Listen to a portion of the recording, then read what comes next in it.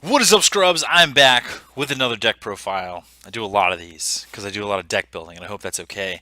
But today I'm here to talk about something kind of cool. Spent a lot of time this past week playtesting, especially because Hartford Regionals is coming, so I've been playing a bunch of different decks, playing a bunch of different strategies. Uh, Not trying to go too far into where my mind's at for regionals and what I'm thinking about playing, but this is a deck that I've been experimenting with just over the past couple of days, and I've gotten a lot of really good results with it. I've gotten a lot of breakthroughs with it. Was able to counter some of the matchups that, of course, I was thinking about would be playing against within the metagame coming up in the regionals. So this may not be something that I'll play exactly card for card, but there's definitely a lot of principles in this deck that I'll be taking going forward into regional season and beyond. And the thing that got me kind of started on this deck itself was, of course, you guys saw the mono red Goku deck that I posted, and I appreciate all the views on it. You guys taking the time to leave feedback and things like that. And by the way, Scrub Fam, you guys are bae.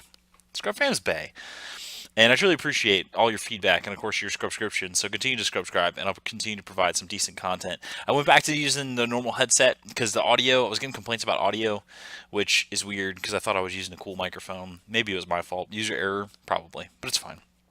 But anyway, so back to this deck. So the mono red Goku deck, playing a lot of games with that deck, I realized that the best card more often than not was in fact Mighty Mask. Mighty Mask is insane. So not only just he trades himself for two cards, but he trades himself for any Trunks and Goten, any Kid Trunks or and Goten for, yeah, he basically just tutors either one of those. So you have a lot of different options with that. And when you do that, I thought to myself, like, what can you do to maximize Mighty Mask the most? And so combine that with, I started thinking about that. I'm trying to wrap my head around it. And then combine that with, and I've been watching a lot of Magic recently, and a lot of, really three color decks are being really popular. So, like, Sultai Energy, Teamer Energy. And, like, I kind of got inspired and was like, I really want to be able to make more consistent tricolor decks. And I was like, huh, what can I do to do that? Because I would really need some sort of color fixing, and I was just like, Mighty Mask. Mighty Mask is color fixing, which is insane. So that's what this deck is based on. That is the core of this deck. That's why I have it in the middle of the actual deck profile itself is Mighty Mask, and I have the Trunks and Goten package that I'm currently running right now. So, of course, you have 4 Trunks Protector of Children, you have 3 Leap to the Future Goten, 3 Leap to the Future Trunks, and then 2 blue straight up vanilla Trunks from set 1. Because, I mean, you could play Unyielding Spirit Trunks, but my leader's not blue, so it doesn't really make any sense to do that. And honestly, I love the way this deck feels when playing it, because the thing is like running Super Saiyan 3 Gotenks, which I'm doing, it requires me to have 3 red energy, and all I need to do that is just to have a Mighty Mask in my opener and 1 red source, which is really easy to do in this deck because of the additional copies that you play of Goten, Trunks, things like that. So a lot of times I'm just mulliganing for a Mighty Mask, and once I get a Mighty Mask online, I'm basically like, okay, I'll do Mighty Mask, and then if I my hand's not heavy red, then I'll just pitch the Mighty Mask and go fetch a Leap to the Future Sun Goten or Future Trunks, and that lets me essentially charge up to 3 red. So I've already hit my 3 red energy on the turns that I needed to. And I really liked pairing the color combination of having Mighty Mask plus red with green. And the reason why is because a lot of green's most powerful cards only have 2 green devotion. So it only requires 2 green energy to be put down before I can start casting things that are going to be really powerful. And so I was like, huh, okay, cool. So let's do that. So then I paired it with green. And then, of course, as you can see, I stretched it even further. Originally in this deck list itself, I was running 4 energy boosted boos along with the 4 Sensu Beans and Whis coercions. But then I was talking to my buddy Paul. Shout out to my buddy Paul, who, we worked on the blue green cell deck that he played in, the event in California, the Core TCG event, and then he did really well. He went 5-1-2 with the blue green cell that we put together. And we talked about just like how boo just felt unnecessary. And he really wanted to, he was like, let's try and get more defensive slots. And I was like, well, I love Mafuba, so let's try and get Mafuba in there. And then I was like, so if I'm going to cut 2 Boo, I was like, I might as well, you know what I'll do? I'll just run 2 Vanilla Trunks. And honestly, that's been great because all you have to do is just sack your Mighty Mask. If you need a blue source, you go get a blue source. And so Mighty Mask now can essentially fetch up to 3 colors. So think of Mighty Mask almost like a fetch land in Magic. But now he's fetching 2 lands for you if you need to. Sometimes just one, depending on how your hand looks. But Mighty Mask is insane, and this deck truly tries to maximize off of Mighty Mask. So that's basically just the core of the deck and what we're going to talk about. So otherwise, the leader of the deck is Cell. The reason why is because since, as you can see, I don't really have a lot of load drops that I play. So I really use Cell because the front side allows me to pick off things if my opponent's playing load drops or trying to pressure me early. And then of course his Awakened side, it's the best Awakened side in the game. You draw 2 cards without attacking, so you can turn any Z card into 2 more cards. And then of course you can kill anything on the table. So Cell ends up being a great leader for this deck because he fills in a lot of the weaknesses the deck may have. Maybe, less access to removal, or just in general, we need more card draw to find more of our answers. So Cell ends up being the leader for the deck. So now if we go off into the green portion of the deck, I run 14 ends. 14 ends are really, they're imperative. I mean, I hate the fact that they're 2 plus 10k combo, and playing your 10k boost and drawing into one sucks. But the the earlier you get a TN online and the earlier you awaken, your win percentage just goes way up because you're not sitting and waiting or anything like that. So I really like 14 in the main.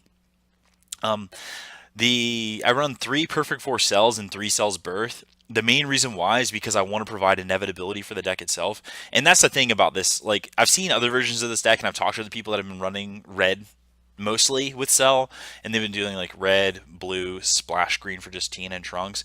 And the thing is I wanted this deck to be more mid-rangey. Like, I wanted to be able to go over top those aggro decks and by basically providing more threats in the mid part of the game, and also having the 7-drop Cell in the later part. Because the only thing that can counter 7-drop Cell is a Cold Bloodlust.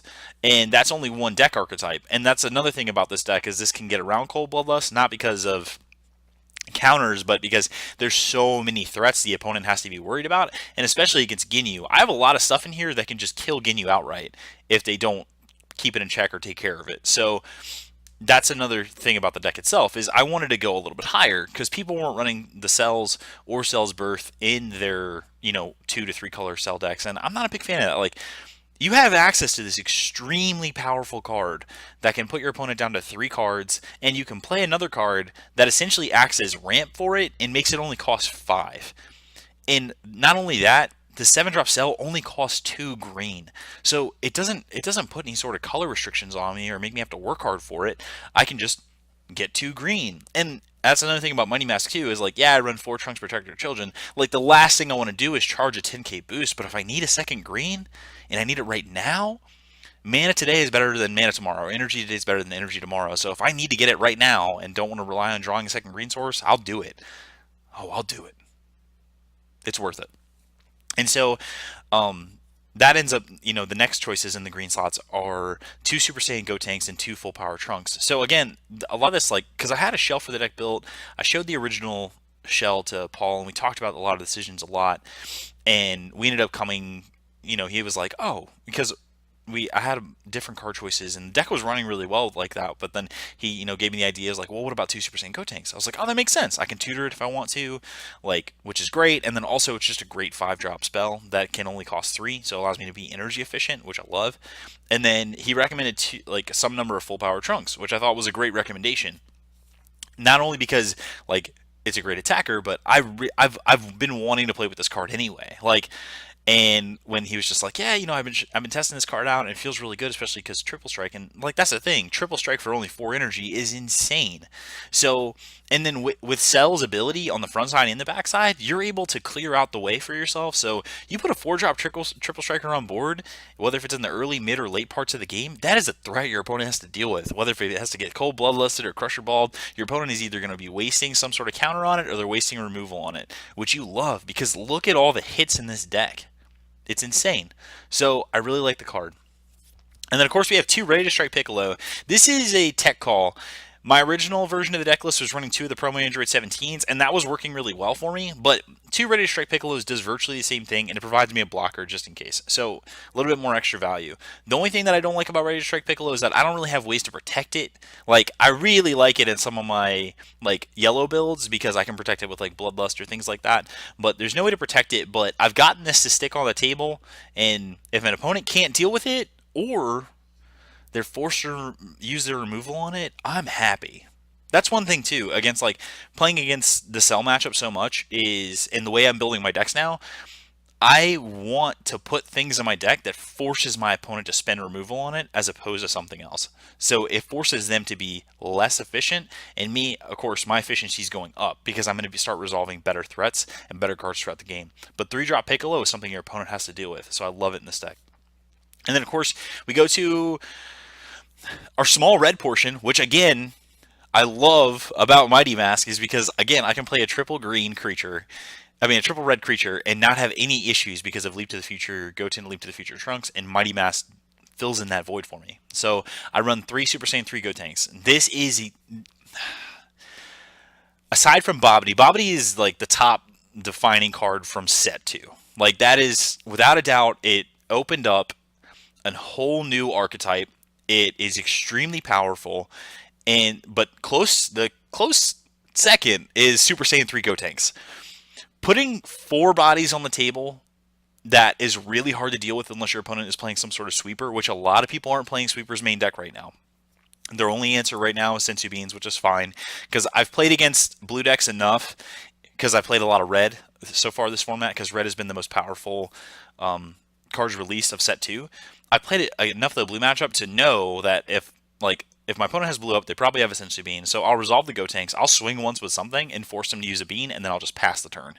And then you know what I can do the next turn? I can Windmill Slam another one, and then continue the pressure.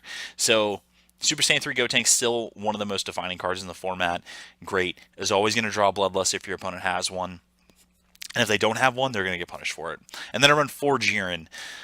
Jiren supplements my removal, but he also gives me ability to kill things like Warrior the Gods Goku Black when they have the 2-drop on the table, because he can only really be killed in combat if your opponent has a Zamasu in the battle area. So I like him for that. And then also, he's just a great beater. Attacking battle cards in active mode when you're 30k and then untapping and then swinging again is extremely powerful. Again, it's something your opponent has to use removal on. They'll have to use negates on. You're just making your opponent spend resources, and that's what this deck is really good at, is making your opponent spend their defense and spend their resources, and you're just going to continue gaining an overwhelming advantage because everything you're playing is a greatest hits. And then, of course, your in-game, your inevitability, the thing that you're trying to do to win the game is you're playing 7-drop Cell. And you're either playing it for 5 energy or, shoot, if you have to tap out and play it for 7 and put your opponent down to 3 cards, you're going to do it. But when you want to sleeve this deck up, if you think about it, or want to play it on an Octagon, or you're testing for your locals, think about stuff like this. Like, think about how you can just truly maximize on the cards that you're playing in your deck, and then use a leader that helps supplement that. And that's what this deck does. I use Cell because I'm not really playing anything on turn 1. Like, there's no 1-drop in the deck. I don't run any 1-drops aside from defensive cards. Everything's my curve starts at 2, and my only 2-drop I'm actually playing is Mighty Mask. So everything else is turn 3, turn 4, turn 5, and beyond. And I really use Cell to give me that stability in the early game. So this deck is definitely, it's a cool science experiment. It's something that I've been getting a lot of results from already. It's paying off, and I really look forward to see what Kid Trunks and Goten cards get released in the future to continue opening this archetype of running your main deck as 3 colors and then using Mighty Mask as the engine for your 3 colors. I'd really love to see there might already be one released, but I just haven't looked through all my cards. But so some more green Kid Trunks that aren't Trunks Protector of Children. So then you could run, say, like Boost Attack Piccolos with a blue leader, or you could run Vados Assistance with a red leader, and then you could still go with that tricolor route. So otherwise, this is the deck itself. Let me go through the extras real quick for you. 4 Sensu Bean, 4 Coercion, 2 Mothaba, 3 Cell's Birth. Breaking it down, Sensu Bean is still the best extra card in the game. It allows you to be energy efficient, it protects you against tokens, and of course just keeps your leader alive, especially if you have 1 to 2, if your opponent has a lot of attackers. Again, and it can force your opponent to spend resources. 4 Weeks Coercion, still really strong negate. only cost one blue, and a lot of times in this deck, you're only getting one blue source down because that's all you need to defend yourself a lot of the time.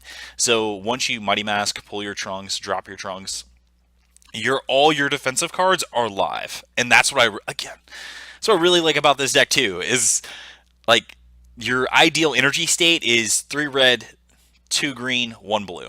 And that's all you really need to operate. And then, of course, from there, you can just continue to add more red because once you start drawing those extra Goten and Trunks, you can just charge them. And so you're just going to go X red, 2 green, 1 blue. You're done. You're done because blue's your only defensive color. So, and that's one thing you guys can start thinking about too as you're building your decks is like, if I want to play certain colors, maybe I can just make one color my defensive color and then make one color all my threats. And so this deck also is a good demonstration of that. Of course, we run threats in multiple colors, but we have blue dedicated strictly as a defensive color because of how energy efficient the defenses are. We run 2 Mothaba. 2 Mothaba is the second best negate in the game. It's great against the Indestructible deck. It's great against opposing Jirens. It's great against any thing that has a permanent ability because you can basically negate it for the turn, especially if you're playing an opposing Gotenks and they swing with their Gotenks, which of course you would hope they'd never do because that's bad. But you can Mothaba it, but it's definitely the second best negate in the game, and I get to have access to it. And then I run 3 Cells Birth. The 3 Cells Birth, again, just for inevitability, I can charge one, I can put one under my cell leader, and then I only need to cast 1 and 1 cell 7 drop to win a game most of the time. So I run 3 Cells Birth for that. If you guys have any questions or enjoyed this deck tech, please leave some messages or positive things in the comments. I'm working on getting a background so you don't have to see this sweet dated kitchen behind me. But otherwise, set 2 is the hype. There's lots of events that have been coming up. Regionals are coming. Hartford, Connecticut, I'm going to be inside you super soon. Vegas, I'm going to be inside you super soon. And then, of course, Richmond and Charlotte because I'm based out of Richmond. But otherwise, guys, thank you for your feedback. Please subscribe. Do not forget to subscribe. Turn on the notifications. Press the like button if you like this video. If you hated this video, that's okay. If you hate me, that's okay. But it's all about you getting good. And it's all about me teaching you how to get good. So otherwise, thanks again for watching. Okay, bye!